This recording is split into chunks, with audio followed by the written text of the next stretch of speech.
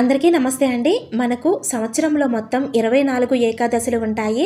ప్రతి ఏకాదశి కూడా ఎంతో ప్రాముఖ్యమైనది. కానీ ఈ 24 ఏకాదశుల్లో ఎంతో విశేషమైనది ముక్కోటి ఏకాదశి. మన పురాణాల ప్రకారం ఈ రోజు ఆ శ్రీ మహావిష్ణువు గరుడ వాహనంపై 3 కోట్ల దేవతలతో భూలోకానికి దిగివచ్చి భక్తులకు దర్శనమిస్తారు.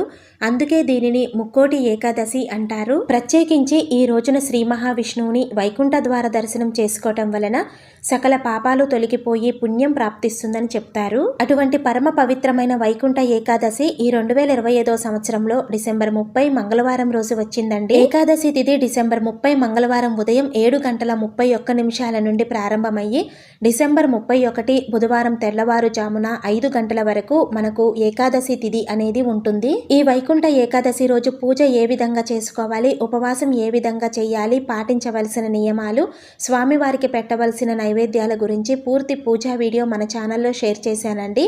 వీడియో లింకు కింద టైటిల్ దగ్గర ఇస్తున్నాను. మీకు యూజ్ అవుతుంది అనుకుంటే తప్పకుండా ఒకసారి చూడండి. అలాగే ఈ వీడియో నచ్చితే కనుక లైక్ చేసి షేర్ చేయండి. ఇలాంటి మరిన్ని వీడియోస్ కోసం మన ఛానల్ని తప్పకుండా సబ్స్క్రైబ్ చేసుకోండి. శ్రీమాత్రే నమః.